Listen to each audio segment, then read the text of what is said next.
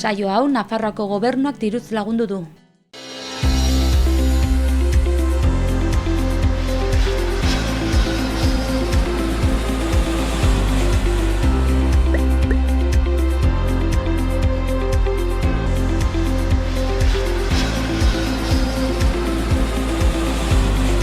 Kaixo, arratsaldeon, gaur esakango dude, Aitzeberi Azorkirekin. Kaixo. Apa. Bale, azteko, konta iguzu pixka bat nortzaren, aurkeztu zure burua. Bale, ni Aitzeberi Azoki naiz, baki urte 19 urte, eta Lesakan bizi naiz. Betitik, eta, orain ikasten ari naiz Donosti, baina hemen bizi naiz. Eta ze ikasketa burutu dituzu? Batxillerra eta berani nituen, berako institutuan, eta orain nahi naiz lehen hezkuntza egiten Donosti. Unibertsitatean. Bale, Aitzeberi, eta gustatzen zaizu bidaiatzea? Bai, Gilarran betitik gustatu zait, eta ez dut, aukerak izan dut, baina, gustatuko ziten gehiago bidaiatzea, baina, bai, gustatzen zait. Eta nola joan zara? Lehenengo batxillerren egon nintzen Kanadan, eta egon nintzen hor 10 hilabetez, beka batekin, eta, lehenengo batxiller osoa ninun familia batekin, eta. Bai. Orduan, Kanadara lehenengo batxillergoa egitera joan zinen, ez? Bai, hori da. Da beka bat, Amancio Ortegak, ematen du dirua Espainiako ikaslei, eta garaia izan zen, 100 ikasle estatu batuetara, eta 100 Kanadara. Eta, apuntatzen zara, eta pasatzen duzu froga batzuk, azterketak eta gola, bai idatzizkoak eta bai ahozkoak, eta gero, aukeratzen baldin badizute, jaten zara Kanadara, eta, beraiek oraintzen dute dena, eta hori da, 10 hilabetez dago nintzen. Zortea, Bai, kristona, jode. Eta zer modu zen? Nola da hango gizartea? Ez dakit, dire bastante desberdinak. Diren ikuste askoz ere ez duen ganen jatorra gu bino, bai, edukazioa eta zaintzen dutela pila bat, bai. Ze betira betzituzte eskerrik asko, mesedez eta horako hitzak pila bat, eta dure izan zen txoke bastante, ze jendia zen bastante aitz jatorra, ebengokin konpantze eta benpin bai. Eta, orokorri dire bastante idekik, zaila da hango lagunak itea, ze, kuadrillak eta hemen bezala egina daude. Claro, kostatzen da. Hori da, sartzea eta hola, bino beti daude zuri laguntzeko eta hola, eta bai, oso jatorra dire, bai. Eta honekin konparatuz, nola da etxe bizitza bat lortzea? Merkeagoa, ez? Nik ustean garestiagoa, ze denek daukate ohitura, ideute ikasio lo que sea, eta gero ja gaztek direnen erosten dute etxe bat o lo que sea, eta claro, itxik dire bastante handiak, bere tipiko Amerikako itxik da hor bezalgok, eta orduan, hor nik uste bastante gazte dutela. Nik uste konparazion baita gehiago irauztentela, orduan nik uste hor badela horreka horren artin, itxik garestigu, bino baita irauztente gehiago, eta bizitza, ekonomikoki ongi bizi dire. Gauzak dire garestigok eta hola, bino, bai, ongi bizi dire. Eta divertitzeko, zer egiten zenutenan? Gehien bat, elkartzen nintzen ikasle internazionalekin. Zenan, organizuten bezala, Kanadako lagunak izatietzen hain erraixa ez. Orduan, egiten zaren ikanarat, sentitzen zara pixot bakarrik, bino, bai bakiuzu lagunak, Alemaniakuk, ez dakit Brasilekuk, edo Korea, eta orduan elkartzen ginen atxaldetan, eta ez dakit pasitzera joan, bolotan aitzera, zinera, lekutara esploratzera iriak, eta hola. Anistazuna handia zegoen. Bai, hoi da, bai, da pasada, egitzen zara gara, eta igual hasinan besatzen zuzaren zerela kanpotar bakarra, bino gero horretzen zara badirela bertze egun zure eskolan daudela egoera igualin, eta orduan lagunek dire kriston apoioa zuretzat. Eta zer zen gehien gustatu zitzaitzuna? Gehien gustatu zitzaidana. Nik uste nire kasun familia. Ze arrautu nintzen familia batekin, banikun 2 aizpa gaztegu, bazituzten 11 eta 12 urte hori da. Eta, gero gurasok ere, eta justo haietu nintzen ikanaran dera mazagona Urdun urtarrian jaiozten ere anaia, eta izan zen kriston gozada alde hortatikan, famili giroa eta hola ziren aitz urbilak eta kriston gozada. Eta gero baita banun Alemaniako aizpa bat, baita ertzikasle batzuten, eta berakir ere aitz ongi. Orduan, nik uste, hobena eta aberasgarrena izan dela familia, zentzu hortan, bai. Eta hizkuntzarekin ongi moldatzen zinean? Hizkuntzarekin, hasieran kostatu zitzaidan, ze, hemengo inglesa, banukan maila bat, baina, eskolako maila eta hasi maz. Eta arataietuta hasieran kostatu zitzen solastiaz ez duen, ez dakit, nintzen enekin aditzen gindola solastu, nola espresatu. Nio geroia, pues, abendu aldera dolaia, astentzara pixkot, ez dakit, soltura gehiago izaten, eta orduan ja horra zitzen hobetzen, eta geroia, pues, maia joaten da igotzen. Nio gila da, lehenengo egiten zitela zailago solastia ulertzea baino. Osanik entzuten nula ulertzen nun, bino gero solastia, pues ja, zen zailago. Bino, bueno, moldatzen zara, ez da holko kanbioa, ez da. Eta gero, desberdina zen ikastetxean egiten zituzten arloak, hemengoarekin konparatu? Bai, hezkuntza da, sistema da hitz izentia. Zean adibidez, bueno, joaten zara eta bai baituztula ikasgai batzuk nahi eta nahi zartu barra ituztuna, pues, matematika eta holkuk, pino gero badiri pila bat ikasgai, pues, hemen ez daudenak adibidez, bada ikasgai bat dela dantza, o bertze bat dela fotografia, hori institutu, edozein institututan.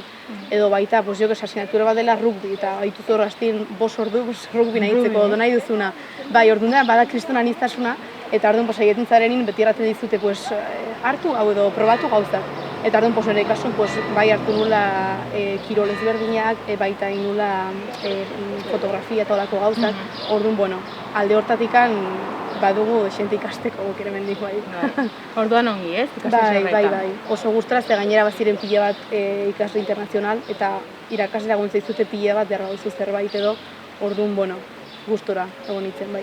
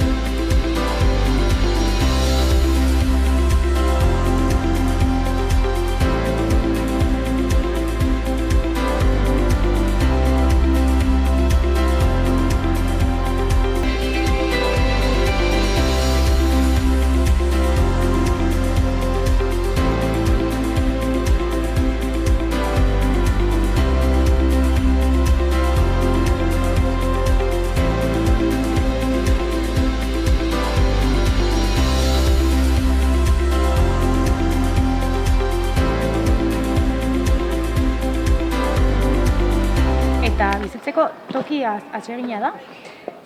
Bai, niri Victoria, bueno, nigo nintzen Victoria hirian, bastante kanpora, etzen zentron, bino bastante ongi, ni bizi nintzen leku bastante apartatu batin, zen kasi mendia, Mino da super lasai, eta gainean nola itxik diren, zire pisur dire, itxik aparte, bizitzen zara bastante lasai, eta zentroare da nahiko pollita, bizitzeko eta hola ongi ze jendia da itzgatorra, adibidez, nire gurasok ez zuten inoiz ixten atiak giltzakin.